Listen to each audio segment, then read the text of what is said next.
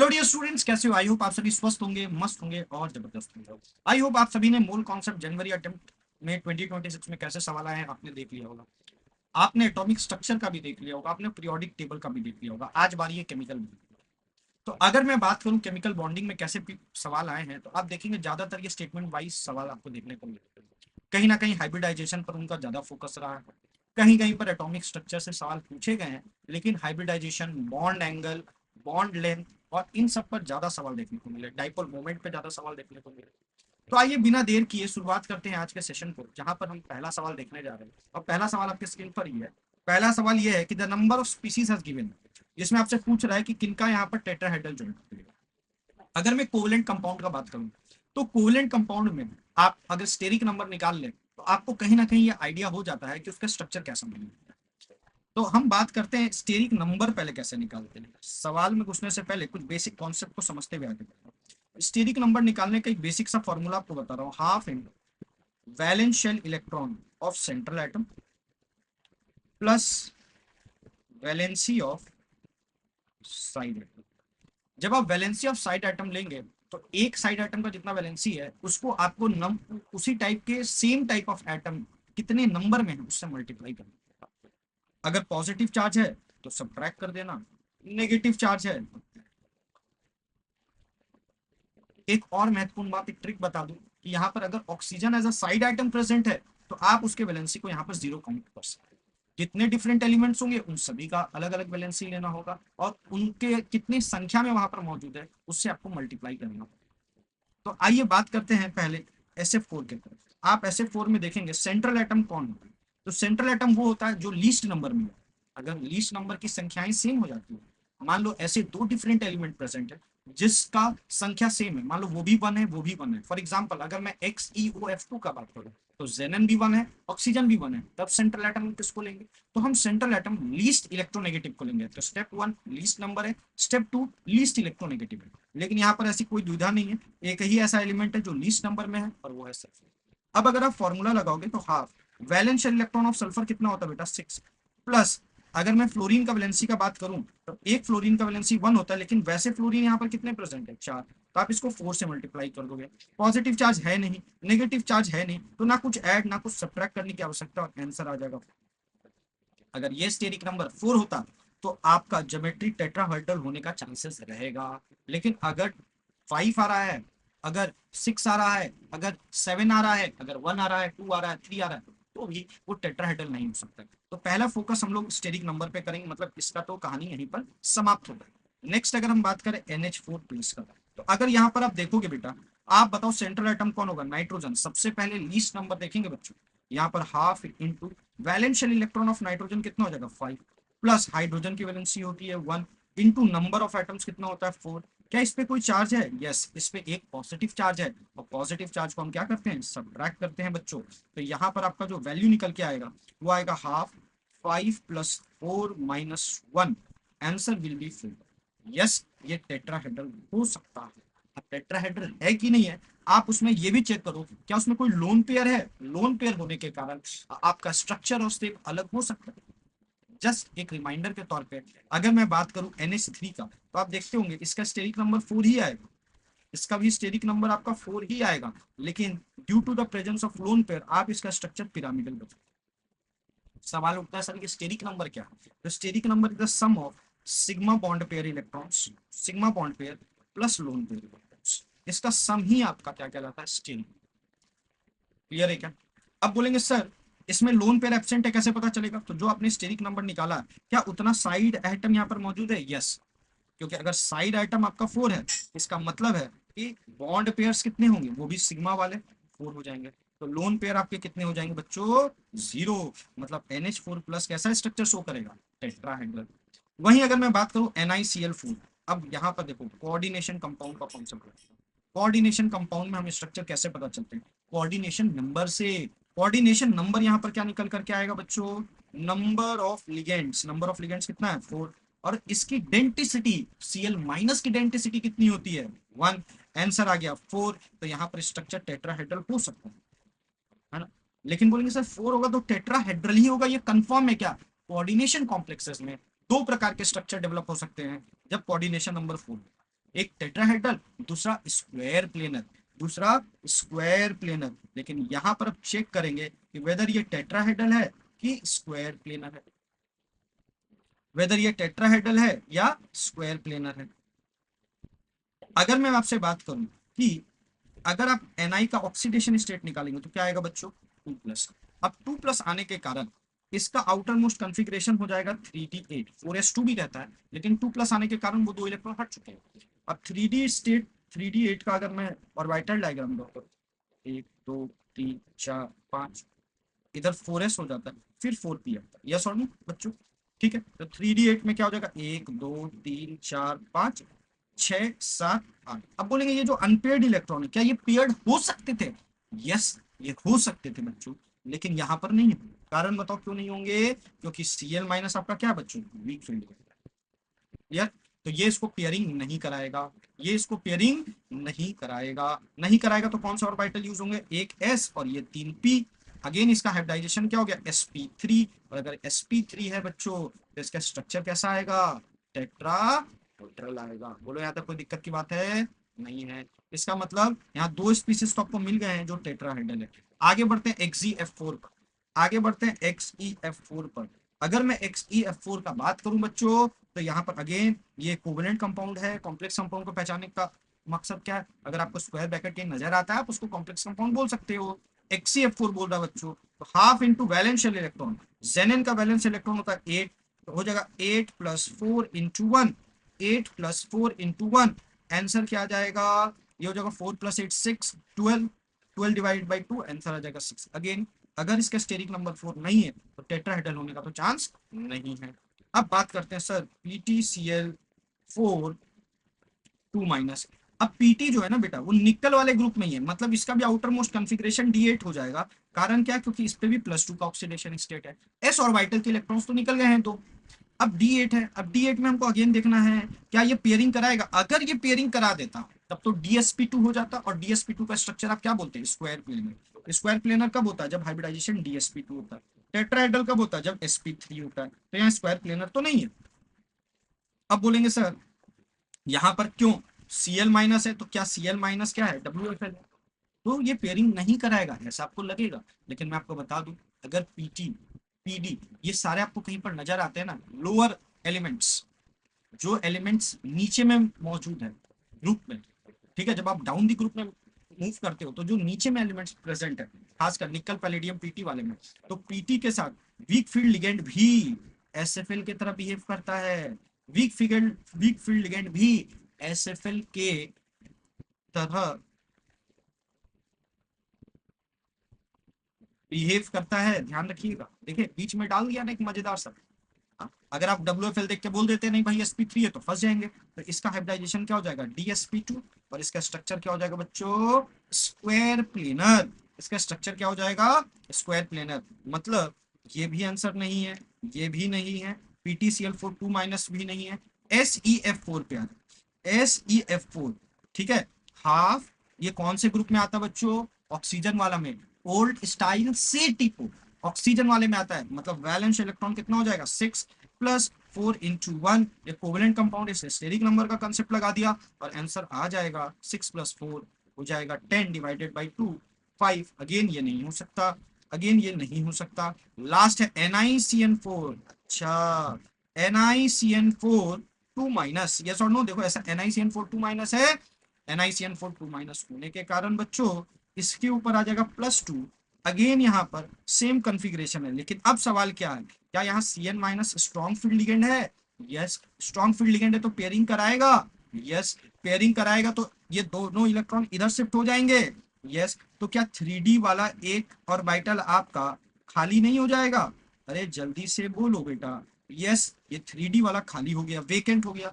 ये 4s भी है और साथ में ये 4p भी है, तो इसका D ले लेगा, इसका S ले लेगा, इसका 2p ले लेगा, और हाइब्रिडाइजेशन हो जाएगा DsP2। और DsP2 है तो स्ट्रक्चर क्या हो जाएगा बच्चों, स्क्वायर प्लेनर। क्या हो जाएगा, स्क्वायर प्लेनर। मतलब ये वाला भी नहीं है। आंसर आ रहा है 2, जो टेट्राहेड्रल ज्योमेट्री शो कर रहे हैं, और यहाँ पर क्या दिया हुआ है 3, मतलब ये स्टेटमेंट क्या है, फॉल्स। तो स्टेटमेंट 1 तो फॉल्स हो गया बच्चों, स्टेटमेंट 1 फॉल्स है, देखो यहाँ पर फॉल्स है, और कहीं पर फॉल्स आने का चांसेस है, यहाँ भी फॉल्स आने का चांसेस है ना? नहीं, ये नहीं आएगा, स्टेटमेंट वन ट्रू है तो ये नहीं आएगा, ये भी नहीं आएगा। अब यहाँ फॉल्स होने का चांसेस है। दूसरा स्टेटमेंट चेक करेंगे, NO2, NO2 आपका, चलो फटाफट पहले हम लोग इसको लिख ही लेते हैं, NO2 BH2 BF3 AlCH3, ये आपके कुछ कंपाउंड्स दिए गए हैं। कौन कौन से? NO2 BeH2 BF3 और AlCl3। बोलो आया क्या बात समझ में? यस। अब तुम बताओ बच्चों, यहाँ पर कौन कौन सा इलेक्ट्रॉन डिफिशियंट है? NO2 का अगर आप स्ट्रक्चर ड्रॉ करेंगे तो ये स्ट्रक्चर कुछ ऐसा है, ठीक। BH2 का आप स्ट्रक्चर ड्रॉ करेंगे तो ये स्ट्रक्चर कुछ ऐसा आएगा। BF3 का आप स्ट्रक्चर ड्रॉ करेंगे बच्चों तो स्ट्रक्चर कुछ ऐसा आएगा। AlCl3 का अगर आप स्ट्रक्चर ड्रॉ करेंगे ये स्ट्रक्चर कुछ ऐसा आएगा। अब इसके पास और कोई इलेक्ट्रॉन नहीं बचे, अदरवाइज मैं लोन पेयर की तरह वहां पर दिखाता। अब तुम काउंट करो नंबर ऑफ इलेक्ट्रॉन्स, तो ये हो जाएगा दो, एक बॉन्ड मतलब दो इलेक्ट्रॉन, दो बॉन्ड मतलब चार, ये हो गया छह और एक सात। यहाँ टोटल इलेक्ट्रॉन कितने हैं? 7। यहाँ कितने हैं? 4। यहाँ कितने हैं बच्चों? 6। यहाँ कितने हैं? 6। क्या सभी में 8 इलेक्ट्रॉन से कम है? यस। इसका मतलब ये सारे स्पीसीज क्या है? Electron deficient compounds. मतलब स्टेटमेंट 2 आपका क्या है? करेक्ट। तो first one is false, statement 2 is true. चलिए आगे मूव करते हैं। मैं थोड़ा आराम से इसलिए बता रहा हूँ ताकि आपको कुछ चीजें समझ में नहीं आए, ये लिमिटेशन ऑफ ऑक्टेट रूल नहीं हो गया। नेक्स्ट आगे बढ़ते हैं। नेक्स्ट अगेन स्टेटमेंट वाइज सवाल पूछा है आपसे। पहला स्टेटमेंट पूछा है Cl2 Br2 F2 और I2, बताओ इसका आपका बॉन्ड डिसोसिएशन एनर्जी क्या होगा? तो मैं आपको बता दूं, यस ये स्टेटमेंट करेक्ट है। मन में ये आएगा सर कि सर बॉन्ड डिसोसिएशन एंथैल्पी क्या चीज पर निर्भर करता है? तो मैं कुछ स्टेप्स आपको बता देता हूँ। स्टेप 1 हो जाएगा, आपको पहले एन देखना है। एन मतलब आउटर मोस्ट शेल का principal counter, outer most shell का प्रिंसिपल क्वांटम नंबर देखना, इससे उसको उसका साइज के बारे में पता चल जाएगा। अब ये किसके बराबर होता है? वो किस पीरियड में है ना, उसी से आपको पता चल जाएगा कि उसका आउटर मोस्ट शेल का प्रिंसिपल क्वांटम नंबर क्या है। जैसे इसका 3 3 4 4, तो जैसे जैसे एन बढ़ता है ना बेटा, तो बॉन्ड एनर्जी घटती है। बॉन्ड एनर्जी घटेगी तो बॉन्ड लेंथ आपका क्या होगा? घटेगा। फिर आपको क्या देखना होता है स्टेप 2 में? स्टेप 2 में क्या देखना होता है? Bond order. जिसका बॉन्ड ऑर्डर ज्यादा होगा बॉन्ड एनर्जी ज्यादा होगी, बॉन्ड लेंथ कम होगी। क्लियर? अब मान लो बॉन्ड ऑर्डर भी सेम आ गया, तब फिर आप क्या देखेंगे? स्टेप 3। स्टेप 3 में क्या देखते हैं? तो इलेक्ट्रोनेगेटिविटी का डिफरेंस। जितना ज्यादा इलेक्ट्रोनेगेटिविटी का डिफरेंस होगा, अच्छा इलेक्ट्रोनेगेटिविटी डिफरेंस से भी पहले आप देखोगे कौन कौन से ऑर्बिटल आपस में ओवरलैप कर रहे हैं। तो अगर कहीं हाइब्रिड ऑर्बिटल आता है, इसका ओवरलैपिंग ज्यादा है, देन प्योर ऑर्बिटल। और उसके बाद अगर हाइब्रिड ही हाइब्रिड है या प्योर ही प्योर है, तब उस केस में देखना किसमें पी परसेंटेज ज्यादा है। जिसका पी परसेंटेज ज्यादा होगा उसमें भी ओवरलैपिंग आपका ज्यादा होगा। क्लियर है क्या? तो अब स्टेप 4 भी अगर सेम हो जाता है तब आप इस स्टेप 3 सेम हो जाता है तब आप स्टेप 4 में जाइएगा। स्टेप 4 में आप इलेक्ट्रोनेगेटिविटी का डिफरेंस देख लीजिएगा। इलेक्ट्रोनेगेटिविटी का डिफरेंस जितना ज्यादा होगा बॉन्ड एनर्जी उतना ज्यादा, ओवरलैपिंग ज्यादा तो बॉन्ड एनर्जी भी ज्यादा होगा। क्लियर है क्या? अच्छा बोलेंगे सर इलेक्ट्रोनेगेटिविटी भी अगर सेम आ गया तो स्टेप 5 जाना। Lone pair, presence of lone pair electrons जितना ज्यादा होगा बॉन्ड एनर्जी उतना कम होगा। एक बार बॉन्ड एनर्जी का ऑर्डर सजा लिए तो बॉन्ड लेंथ का ऑर्डर उसका अपोजिट हो जाता है। अब यहाँ पर देखो, ये हो गया 2 2, ये हो गया 3 3, ये हो गया 4 4, ये हो गया 5 5। होना क्या चाहिए था? होना चाहिए था F2 then Cl2 then Br2 then I2। लेकिन F2 क्यों बीच में आ गया है बताना जरा? यहाँ पर बीच में इसीलिए आ गया है बच्चों क्योंकि F का साइज बहुत छोटा होता है, और जब भी बहुत छोटा होगा साइज तो आपको पता है वो एनोमलस बिहेवियर शो करेगा, वो आश्चर्यजनक बिहेवियर शो करेगा। तो साइज छोटा होने के कारण जो फ्लोरीन पे 3 3 लोन पेयर के इलेक्ट्रॉन लदे पड़े हैं ना बच्चों, ये आपस में इंटर इलेक्ट्रॉनिक रिपल्शन बहुत बढ़ा देते हैं। और इंटर इलेक्ट्रॉनिक रिपल्शन बढ़ने के कारण दूरी बढ़ेगी, दूरी बढ़ेगी और बॉन्ड एनर्जी क्या हो जाएगा? कम। तोड़ना आसान हो जाता है। मतलब स्टेटमेंट 1 तो आपका करेक्ट है। स्टेटमेंट 2 में आते हैं, that is covalent character. Covalent character कहां से पता करते हैं बच्चों? फजांस रूल से। फजांस रूल से याद करो, तुम पढ़े होगे। फजांस रूल क्या करता है बच्चों कि covalent character is directly proportional to positive charge, directly proportional to negative charge of positive charge of cation, negative charge of anion. Clear? Size का बात करें तो inversely proportional to the size of cation and directly proportional to the size of anion. बोलो आया क्या? अब आओ, देखो यहां पर +4 +2, ऑब्वियसली +4 वाले का कोवेलेंट कैरेक्टर ज्यादा होगा। बोलेंगे सर चार्ज को पहले प्रेफरेंस है कि साइज को? पहले चार्ज को दीजिएगा बच्चों। अब यह +4 वाले का ज्यादा कोवेलेंट कैरेक्टर होगा, सही बात। यहां भी देखो +4 +2, तो +4 वाले का ज्यादा है, सही है। यहाँ पर ये देखो +4, ये है +6, होना क्या चाहिए था? +6 वाले का ज्यादा होना चाहिए था। इसने क्या किया? +4 वाले को ज्यादा कर दिया है, मतलब स्टेटमेंट 2 आपका क्या हो गया? रॉन्ग हो गया। तो statement 1 is true but statement 2 is false, मतलब option third is your correct answer. Clear? चलिए नेक्स्ट सवाल की ओर आगे बढ़ते हैं। नेक्स्ट सवाल आपका कहता है द करेक्ट इंक्रीजिंग ऑर्डर। अभी मैंने बॉन्ड लेंथ का तो आपको बॉन्ड एनर्जी का स्टेप्स बताया ना, उसको लिख लेना बच्चों, कॉपी में कुछ कुछ चीज सीखते जाओगे सवाल के साथ। तो बॉन्ड एनर्जी आपको सजाने आता है ना, जिसका बॉन्ड एनर्जी ज्यादा उसका बॉन्ड लेंथ कम, मतलब ऑर्डर उल्टा होगा। तो पहले हम बॉन्ड एनर्जी का ऑर्डर सजा लेते हैं फटाक देने से। सबसे पहले क्या देखेंगे? एन, जिसका एन क्या बताया था? एन ज्यादा, बॉन्ड एनर्जी क्या हो जाएगा? कम। अगर बॉन्ड एनर्जी बच्चों कम हो गया, समझ रहे हो ना, तो बॉन्ड लेंथ ज्यादा हो जाएगा। तो एन कम किसका है? अब यहाँ पर देखो कार्बन कौन सा पीरियड का है? 2, हाइड्रोजन 1, यहाँ पर carbon 2 oxygen 2, carbon 2 oxygen 2, carbon 2 nitrogen 3, sorry nitrogen भी 2। अब इसमें सबसे ज्यादा छोटा कौन सा? ये, मतलब सबसे ज्यादा बॉन्ड एनर्जी किसका होने वाला? ए का। अब इन सभी का पहला स्टेप में तो सेम आ जा रहा, सबका एन सेम है। दूसरा क्या बताया था? बॉन्ड ऑर्डर देखना। यहाँ पर ट्रिपल बॉन्ड, यहाँ डबल बॉन्ड, यहाँ सिंगल बॉन्ड। ट्रिपल बॉन्ड वाले का बॉन्ड एनर्जी ज्यादा होगा बच्चों। ए के बाद आएगा डी, डी के बाद आएगा सी, सी के बाद आएगा बी। ये बॉन्ड एनर्जी का तो बॉन्ड लेंथ का ऑर्डर क्या हो जाएगा? उल्टा कर देना बच्चों, उल्टा कर देना।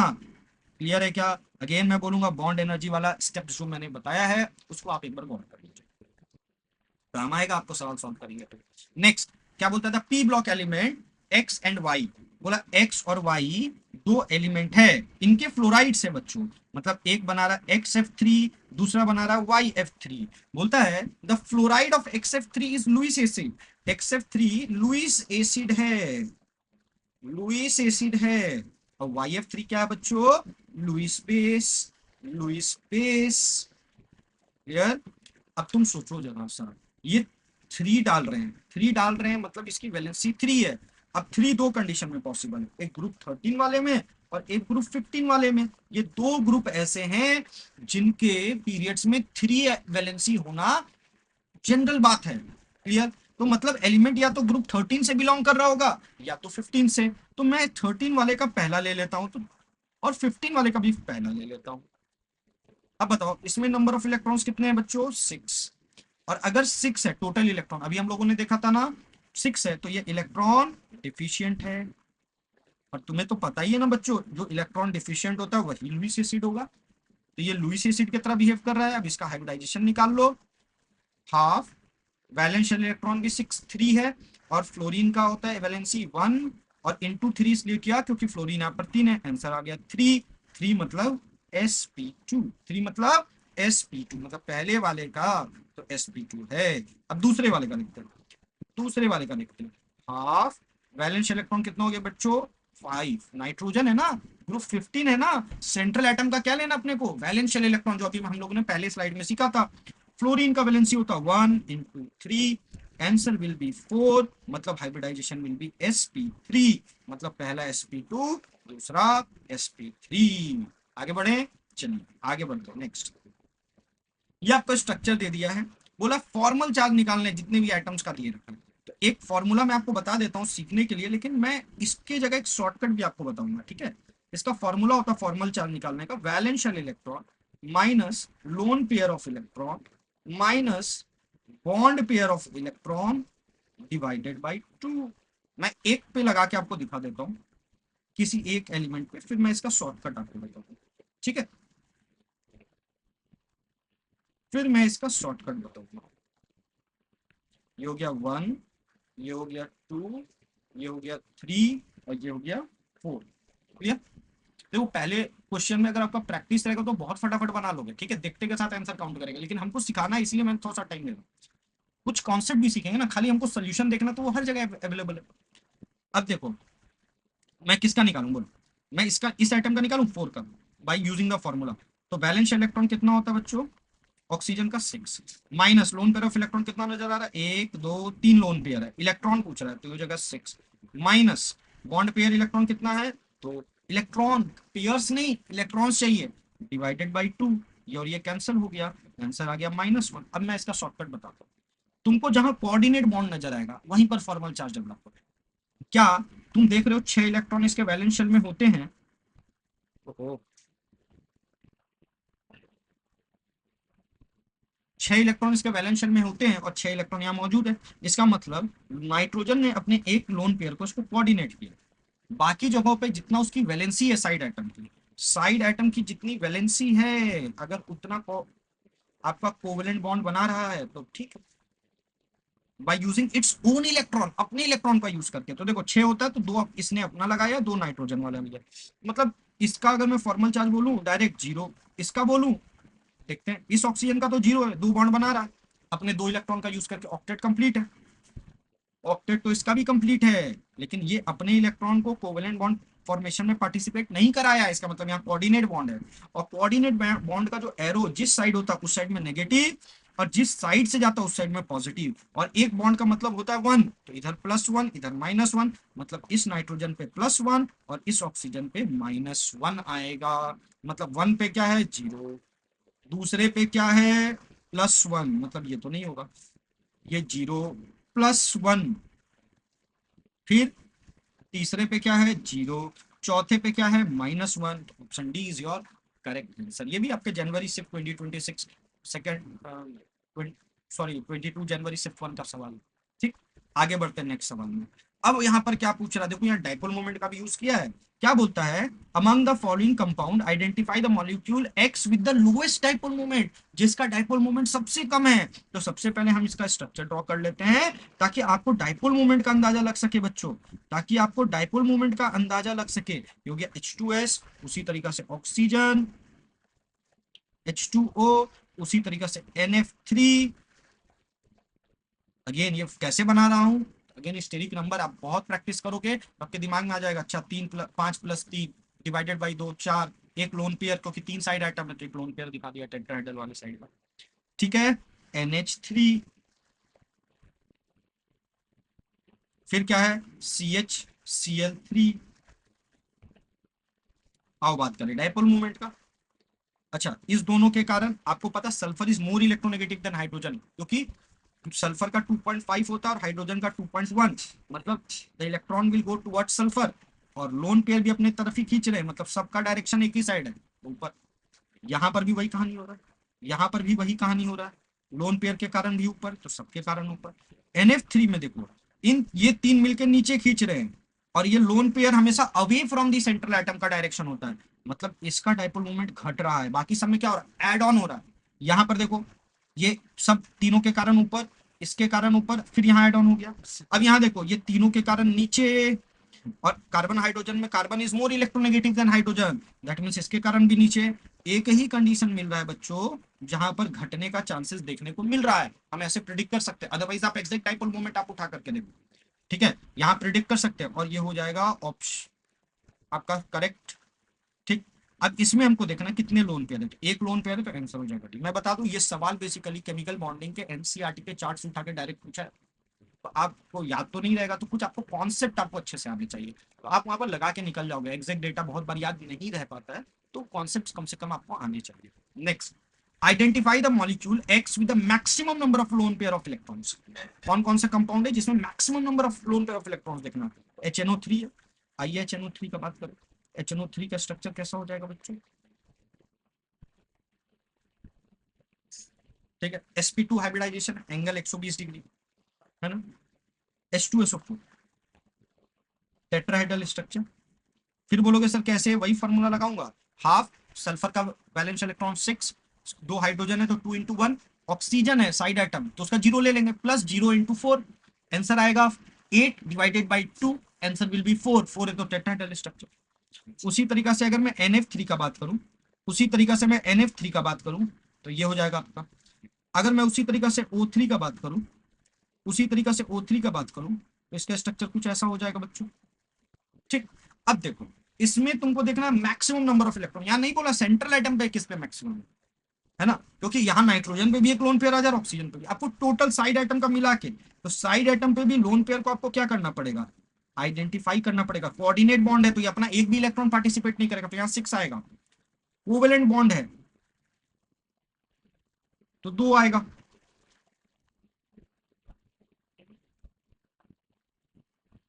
मत दिखाना, नहीं तो फिर मामला अटक जाएगा। यहाँ तो दिखाई दिया।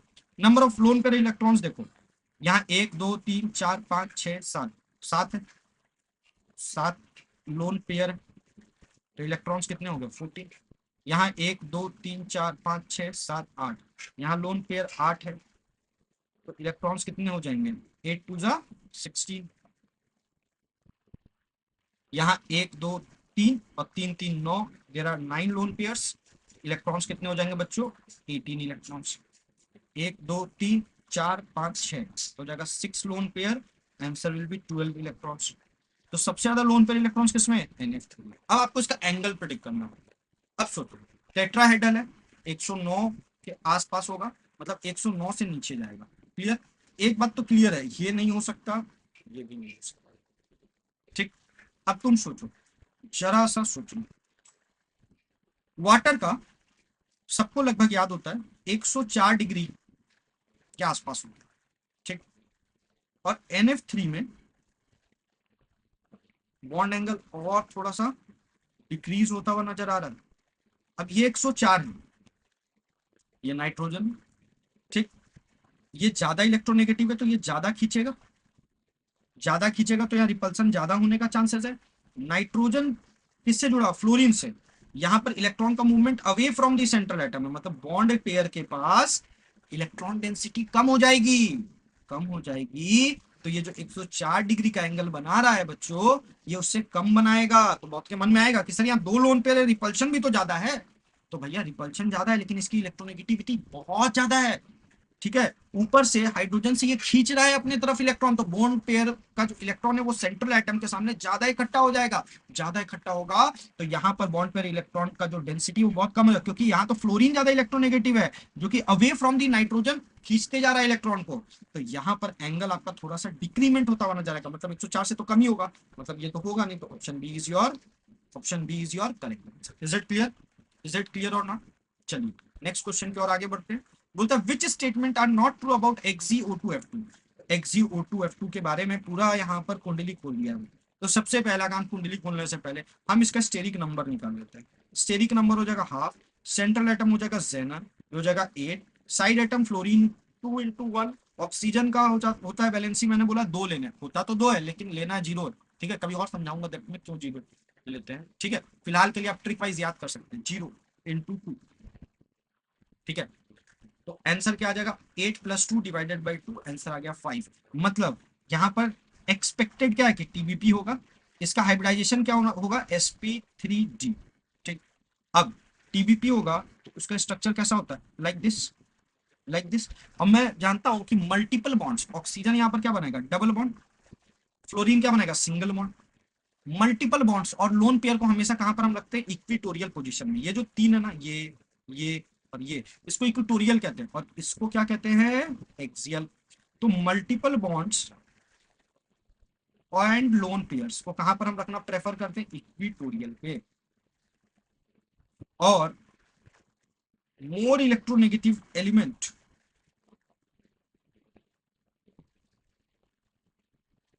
एंड सिंगल बॉन्ड वाले को, यहाँ एक और लिख लो लेस इलेक्ट्रोनेगेटिव, वो हम इक्विटोरियल पे, इसको हम एक्सियल पे रखना चाहते हैं। ऐसा इसीलिए क्योंकि यहाँ एस करेक्टर ज्यादा है, एस करेक्टर ज्यादा है किसमें इक्विटोरियल में, जिस कारण से वो डबल बॉन्ड जो ज्यादा इलेक्ट्रॉन डेंसिटी है उसको वो अच्छे से संभाल के रख सकता है, टाइटली बाउंड करके अट्रैक्शन के द्वारा रख सकता है। तो XeO2F2 में हम ये भी देखेंगे ना लोन पेयर है कि नहीं। तो नंबर ऑफ साइड एटम कितने हो गए 2 ऑक्सीजन के 2 फ्लोरीन के, तो लोन पेयर हो जाएगा कितना, बॉन्ड पेयर तो हो गया 4, तो लोन पेयर कितना हो जाएगा 5 - 4, आंसर विल बी 1। एक लोन पेयर है, एक लोन पेयर को कहाँ लगा देंगे, यहाँ पर। दो ऑक्सीजन आइटम है तो डबल बॉन्ड लगा के यहाँ पर लगा देंगे। दो फ्लोरीन आइटम है तो यहाँ पर। अब देखो इट हैज सी सॉ से, यस। आप अगर इस लोन पेयर को हाइड कर दो, ठीक है, जैसे ही हाइड करोगे तो आपको स्ट्रक्चर कैसा दिखेगा, लाइक दिस। और ये कैसा स्ट्रक्चर है, देखो तो ध्यान से, सी सॉ है कि नहीं, तो yes, statement 1 is true. Next, अगर मैं आपसे बात करूं कि आपका सेकंड ऑप्शन क्या कहता है, नेक्स्ट ऑप्शन आपका कहता है बच्चों कि it has 5 electron pairs in its valence shell in XeO2F2। मतलब ये स्टेटमेंट आपका क्या है, ये स्टेटमेंट आपका गलत होता हुआ नजर आ रहा है, ये स्टेटमेंट आपका गलत होता हुआ नजर आ रहा है। नेक्स्ट, 5 वैलेंस शेल इलेक्ट्रॉन का है, 8, सॉरी 5 नहीं है, 8 भी नहीं, वैलेंस शेल बॉन्ड बनाने के बाद कितना हो गया, बॉन्ड बनाने के बाद कोई वैलेंस शेल इलेक्ट्रॉन अगर आपसे पूछता है तो लोन पेयर को इंक्लूड करना और जितने भी बॉन्ड पेयर्स में इलेक्ट्रॉन है उन सबको इंक्लूड करना। नंबर ऑफ बॉन्ड पेयर्स कितने, 1 2 3 4 5 6 6, तो वैलेंस इलेक्ट्रॉन कितना हो जाएगा 6 इंटू 2 प्लस लोन पेयर के कारण 2, कितना हो गया 6 इंटू 2 12 प्लस 2 14 इलेक्ट्रॉन, 5 बोल रहा है, मतलब ये स्टेटमेंट गलत है। नेक्स्ट बोलता है XeO का 180 डिग्री, भैया XeO का 180 नहीं 120 के आसपास होगा, वो उससे 120 से भी कम होगा। क्यों, क्योंकि लोन पेयर रिपल्शन लगाएगा, लेस होगा, इससे लेस होगा। मतलब ये स्टेटमेंट भी आपका क्या है, गलत है। XeF, यस, ये 180 डिग्री होता हुआ नजर आ रहा है, ये सही है। Xe has 16 electrons, Xe has 16 electrons, नहीं बेटा 14 ही आ रहा है, मतलब ये स्टेटमेंट भी आपका क्या है, गलत। मतलब ऑप्शन ए और डी आपका करेक्ट है, option C is your correct answer. आ रहा है बात समझ में, चलिए आगे बढ़ते हैं। नेक्स्ट, यहाँ पूछा करेक्ट कॉम्बिनेशन क्या है। अब आपसे आपसे कोई पूछ रहा है IF3 का बताओ, कैसे निकालोगे, हाफ वैलेंस इलेक्ट्रॉन हो गया 7, समझ में आ रहा, सेंट्रल एटम आयोडीन है, plus 3 into 1, answer will be what 10 divided by 2 5। अब 5 है तो बॉन्ड पेयर कितने हो जाएंगे 3, क्योंकि नंबर ऑफ साइड एटम 3 है। लोन पेयर कितने हो जाएंगे बच्चों 2, ठीक। अब इसका स्ट्रक्चर अगर मैं ड्रॉ करूँ, लोन पेयर को कहाँ रखेंगे, इक्विटोरियल में, और बाकी एलिमेंट्स को हम कहाँ रख दें, एक्सियल पे। तो क्या ये टी शेप नहीं नजर आ रहा है, मतलब ऑप्शन ए आपका क्या है करेक्ट, ऑप्शन ए आपका क्या है करेक्ट। नेक्स्ट है IF5, IF5 क्या हो जाएगा, half 7 plus 5 divided by 2, 7 plus 5 12 divided by 2 6, 6 है, तो इसका हाइब्रिडाइजेशन आपका क्या हो जाएगा sp3। तो 4 ही हुआ, 1 s3p4, अभी भी 2 बचा, तो हमको डी की तरफ आगे बढ़ना पड़ेगा, D2, मतलब ये भी आपका सही है। अब इसका स्ट्रक्चर कैसा है, स्क्वायर पिरामिडल, चेक कर लेते हैं। IF एक लोन पेयर है, इसको यहाँ रख देंगे, कहीं भी रख सकते हैं यहाँ पर क्योंकि सारे एंगल लगभग एक जैसे। ये स्ट्रक्चर कैसा बन रहा है, क्या ये स्क्वायर पिरामिडल नहीं बन रहा है, यस, मतलब ये भी सही है, ए और बी दोनों सही है। अब चेक करते हैं सी की ओर, अब चेक करेंगे सी की ओर, सी में क्या आ रहा है IF7, तो हो जाएगा हाफ 7 प्लस 7 डिवाइडेड बाई 2। अच्छा देखो आंसर आ गया 7, तो हो गया sp3d3, और 7 के लिए होता PBP, पेंटागनल बाई पिरामिडल। अब तुम यहाँ ध्यान से देखो, ए और बी, इसको तो हटाई, तो अभी ए नहीं है यहाँ पर, ए और बी, ए और बी, अब ए और बी तो खाली सही नहीं हो सकता है, देखते हैं आगे, है ना, फिर बात करेंगे। ClO4 माइनस का चेक करके, है ना, यहाँ पर क्या आपको दे रहा है, PBP स्ट्रक्चर दे रहा है, PBP, है ना, PBP में आपका देखते हैं अभी IF7, ये सही है आपका, मतलब ABC तो आपका सही है, अब डी भी चेक करना पड़ेगा। डी को हम चेक करेंगे यहाँ, ClO4 माइनस, ClO4 माइनस, अब ClO4 माइनस मतलब यहाँ हो गया 7 प्लस 0 इंटू 4, नेगेटिव चार्ज है तो हम ऐड कर देंगे 1, जितना नेगेटिव चार्ज है डिवाइडेड बाई 2, आंसर हो जाएगा 4।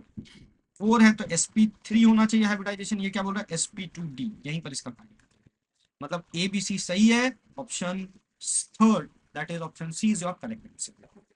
आगे बढ़ते हैं नेक्स्ट सवाल। नेक्स्ट सवाल फिर अगेन करेक्ट स्टेटमेंट्स पर पूछ रहा है, मैं बार बार बोला इस बार करेक्ट स्टेटमेंट पर एंटी जबरदस्त सवाल पूछा। पहला सवाल क्या बोल रहा है, the dipole moment of NF3 has higher than NH3। बेटा NF3 का पहले बना लो स्ट्रक्चर, NH3 भी कुछ ऐसा ही होने वाला है, NH3 भी कुछ ऐसा ही होने वाला है। अब इसके कारण ऊपर, क्योंकि नाइट्रोजन इज मोर इलेक्ट्रोनेगेटिव, और लोन पेयर के कारण ऊपर, ऊपर ऊपर इन दी एयर, अगर ये सारा ही ऊपर हो गया, अब यहाँ पर देखो ये नीचे जा रहा है, ये ऊपर जा रहा है, तो ये इसको कम करेगा, मतलब डाइपोल मोमेंट NH3 का ज्यादा होगा, तो यहाँ क्या बोल रहा है, NF3 का ज्यादा है, मतलब स्टेटमेंट 1 इज इनकरेक्ट। तो ये ऑप्शन इसको भी हटा दो, और आइडेंटिफाई द करेक्ट स्टेटमेंट है ना, तो इसको भी हटा दो। अब बचा ये दोनों, बी और सी दोनों जगह। मैं सब स्टेटमेंट को चेक करने का जगह सिर्फ डी को चेक करूंगा। मैं आपको टेक्निक भी बता रहा हूँ कैसे आप आगे बढ़ सकते हो। बोलता the formal charge on the central atom, the formal charge on the central atom, देख लो बच्चों, ऑफ ऑक्सीजन इज -1। क्या ये सेंट्रल एटम है? यस। क्या इस पे -1 आएगा? नहीं। एरो किधर है? इधर। इस पे -1 आएगा और इस पे +1 आएगा, मतलब ये स्टेटमेंट आपका रॉन्ग, मतलब डी भी गलत है। Option third is your correct answer. आप ई भी चेक कर सकते हैं। NO2 बोलता है सेटिस्फाई ऑक्टेट रूल, अभी हम लोगों ने चेक किया भैया, सेटिस्फाई नहीं करता, 7 इलेक्ट्रॉन्स होते हैं, ये भी इनकरेक्ट। थोड़ी देर पहले NO2 का नंबर ऑफ इलेक्ट्रॉन्स निकल गया। नेक्स्ट, अब बोलता है the pair of species among the following have same bond order as well as paramagnetic character. अब मैं आपको थोड़ा कुछ शॉर्टकट बताता हूँ, है ना, ध्यान से सुनो। पैरामैग्नेटिक अगर नेचर देखना है तो टोटल नंबर ऑफ इलेक्ट्रॉन्स, आप अगर टोटल नंबर ऑफ इलेक्ट्रॉन्स अगर आप ऑड पाते हैं तो पैरा होगा। अगर डायमैग्नेटिक देखना है, अगर आपको डायमैग्नेटिक देखना है तो टोटल नंबर ऑफ इलेक्ट्रॉन्स अगर आप इवन पाते हैं तो डायमैग्नेटिक हो जाए। क्लियर है क्या? अब आप देखो यहाँ पर बोला दोनों का कैरेक्टर पैरामैग्नेटिक होना चाहिए, है ना। तो ये O2 का कितना होता, एक का 8, दो का 16 और एक माइनस है, तो कितना हो जाएगा 17 इलेक्ट्रॉन। यहाँ कितना हो जाएगा N2 का 14, एक नाइट्रोजन का 7, तो दो का 14 प्लस है, तो एक हटा दो 13 इलेक्ट्रॉन, दोनों पैरामैग्नेटिक है। यहाँ पर देखो ये आपका डाई हो जाएगा 14 + 2 16, इसको तो ऐसे ही हटा दो, ठीक है। अब यहाँ पर देखो O2 माइनस हो गया 17 इलेक्ट्रॉन, अभी ऊपर चेक किया। N2 माइनस 14 में को ऐड कर दो 15, ये भी पैरा है। O2 प्लस 16 और उसमें एक हटा दो तो हो जाएगा 15 इलेक्ट्रॉन। N2 माइनस, तो ये भी हो गया 15 इलेक्ट्रॉन, ये भी पैरामैग्नेटिक है। क्लियर? बोला बॉन्ड ऑर्डर सेम होना चाहिए। देखो यहाँ बॉन्ड ऑर्डर किस पे सेम होगा, अगर नंबर ऑफ इलेक्ट्रॉन सेम है, टोटल नंबर ऑफ इलेक्ट्रॉन, तो बॉन्ड ऑर्डर तो सेम होना ही है कि नहीं, क्योंकि उनका अरेंजमेंट भी सेम होगा। Number of bond bonding molecular orbital में इलेक्ट्रॉन और एंटी बॉन्डिंग में भी सेम होगा। ये 15-15 से ही साबित हो जा रहा है, option D is your correct. Clear? Paramagnetic भी है, total number of electron same, है ना। फॉर्मूला लगा के टाइम वेस्ट नहीं करेंगे। नेक्स्ट, अगेन देखो फ्री स्टेटमेंट में सवाल पूछ दिया। क्या बोला है, the number of species among the following, कौन कौन से भैया, BF4 minus, SiF4, HeF4, SF4, EF has bond length, EF bond length is 2 here in central atom। Two unequal bond length हमको देखना है, टू अनइक्वल बॉन्ड लेंथ देखना बच्चे। तो अनइक्वल बॉन्ड लेंथ कहां पर होता है, मैं आपको बता दूं। अनइक्वल बॉन्ड लेंथ जो आपको देखने को मिलेगा ना, वो TBP में देखने को मिलेगा। आ रहा है क्या बात समझ? वो पेंटागनल बाइपिरामिडल में PBP में भी देखने को मिल सकता है। क्लियर है क्या? क्लियर है क्या? तो आप देखो यहाँ TBP कहां पर आ रहा है, ये तो 4, ये तो टेट्राहेड्रल हो जाएगा, ये भी 4 ही आएगा इसका स्टेरिक नंबर, मैं निकालूंगा नहीं, अब आप खुद से निकालेंगे फॉर्मूला लगा के। इसका हो जाएगा 8 + 4 12 डिवाइडेड बाई 2, यहाँ 6, ठीक। यहाँ हो जाएगा 6 + 4 10 डिवाइडेड बाई 2 5, ये TBP है। चांसेस है यहाँ पर, चांसेस हैं एक लोन पेयर आ जाएगा और 4 बॉन्ड पेयर। तो यस, जो इक्विटोरियल वाले होते हैं उनका बॉन्ड लेंथ और एक्सियल वाले का बॉन्ड लेंथ अलग अलग होता है। किसका ज्यादा होता है याद रखने के लिए, एक्सियल वाले का इक्विटोरियल से बॉन्ड लेंथ ज्यादा होता है, बॉन्ड लेंथ ज्यादा होता है, बॉन्ड एनर्जी उल्टा होता है। क्लियर है? मतलब यहाँ पर एक ही ऐसा प्राणी है, बोलेंगे सर इसमें XeF4 में ये सारे फ्लोरीन एक ही जगह पे आ जाएंगे और लोन पेयर को हम कहाँ रख देंगे, आउट ऑफ द प्लेन, तो बॉन्ड लेंथ सभी का सेम आ जाएगा। मतलब स्टेटमेंट 1 जो है आपका रॉन्ग। इसमें पूछता है हाईएस्ट बॉन्ड ऑर्डर किसका होगा।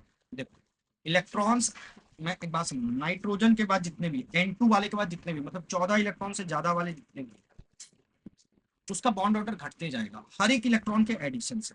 एक एक इलेक्ट्रॉन ऐड करते जाओगे उसका बॉन्ड ऑर्डर 0.5 घटते जाएगा, 0.5 घटते जाएगा। अब देखो यहाँ पर कौन कौन से है भैया, आओ देखिए। एक है O2 माइनस, एक है O2 2 माइनस, एक है F2 और एक है O2 प्लस। 14 के बाद, आफ्टर 14 आप एक इलेक्ट्रॉन ऐड करेंगे तो बॉन्ड ऑर्डर डिक्रीजेस बाई 0.5। आप चाहे तो फॉर्मूला भी लगा सकते हैं, मैं आपको शॉर्टकट ही बता रहा हूँ। और एक इलेक्ट्रॉन निकाल आफ्टर 14, अगर इफ एक इलेक्ट्रॉन इज एडेड, एडेड तो हो गया, और अगर रिमूव होता है, इलेक्ट्रॉन रिमूव होता है,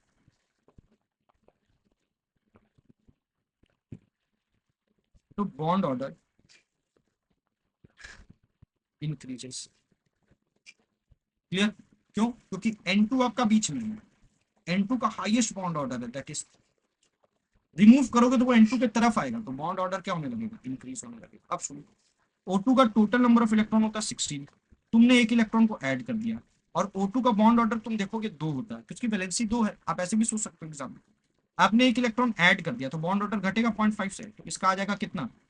इसका आ जाएगा 0.5। तुमने 2 इलेक्ट्रॉन ऐड कर दिया तो इसका बॉन्ड ऑर्डर आ जाएगा 1। 2 इलेक्ट्रॉन ऐड करने पर कितना इलेक्ट्रॉन हो गया? 18। क्या F2 के पास भी 18 है? तो इसका भी बॉन्ड ऑर्डर 1 आ जाएगा।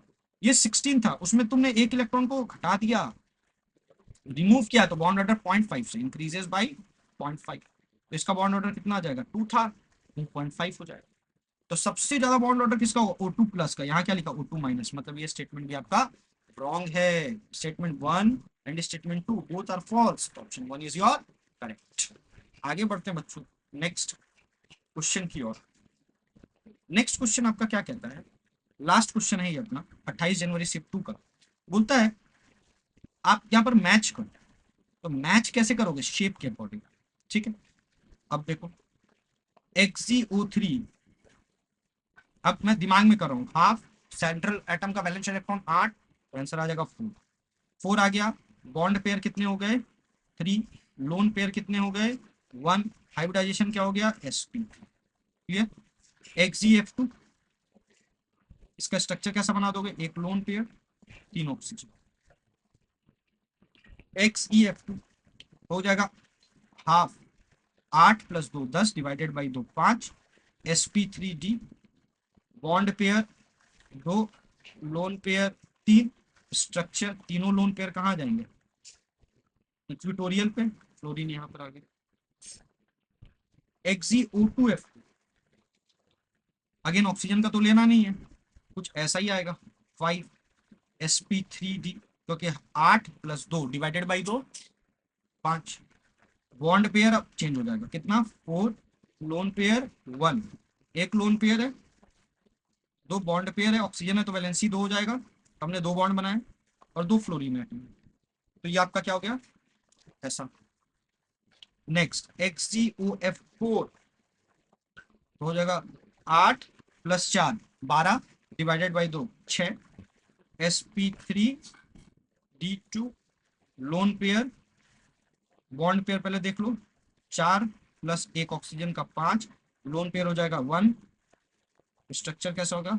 Square pyramid. ठीक, अब देखो फटाफट, NH3 का 4 + 3 8 डिवाइडेड बाई 2 4, तो sp3, bond pair 3, lone pair 1, ये कुछ ऐसा ही स्ट्रक्चर बनाएगा। XeO3 का मैचिंग किससे हो जाएगा? ए का किससे हो गया? I3 माइनस, I3 माइनस को जब बनाना होगा ना, ऐसे सोचना, I2 माइनस, सेंट्रल एटम हो गया 7। अब ये 2 आयोडीन आपका साइड एटम की तरफ बिहेव करेगा, ये 2 आयोडीन हो जाएगा 7 + 2 9, नेगेटिव चार्ज है तो ऐड कर देंगे, 10 डिवाइडेड बाई 2 5। बॉन्ड पेयर कितना हो गया? 2। लोन पेयर कितना हो गया? 3। मतलब ये कुछ ऐसा ही स्ट्रक्चर बनाएगा। XeF2 का I3 माइनस के साथ मैचिंग हो जाएगा। क्लियर? Br Br का वैलेंस इलेक्ट्रॉन होता है 7, प्लस F का होता है 1, तो 1 × 5 डिवाइडेड बाई 2, कोई चार्ज वार्ज नहीं है तो ऐड सब्ट्रैक्ट नहीं करेंगे, तो हो जाएगा 7 + 5 12 divided by 2 6। Bond pair 5, lone pair 1, bond pair 5, lone pair 1, एक ही केस है। XeOF4 का मतलब, तो डी का किससे हो जाएगा? Brf5 से, तो 4 का डी का हो गया 1, तो सी का क्या हो जाएगा? 4। ए का 2, बी का 3, सी का 4, डी का 1, मतलब option third is your correct. इसी के साथ आपका केमिकल बॉन्डिंग का जनवरी शिफ्ट में जेई में 2026 में जो भी सवाल आए थे हम लोगों ने डिस्कशन किया। अगर आपको ये डिस्कशन अच्छा लगा और आप ऐसा वीडियोस और चाहते हैं तो आप जरूर कमेंट बॉक्स में लिखें। लाइक करना ना भूलें, ये हमारे लिए मोटिवेशन है। सब्सक्राइब करना मत भूलना बेटा, एक घंटी बजा लेना कि जब भी वीडियो आए तो आप तक जरूर पहुंचे। कुछ इन्फॉर्मेटिव वीडियो आपके लिए लाते रहेंगे। तब तक के लिए स्वस्थ रहे, मस्त रहे और जबरदस्त।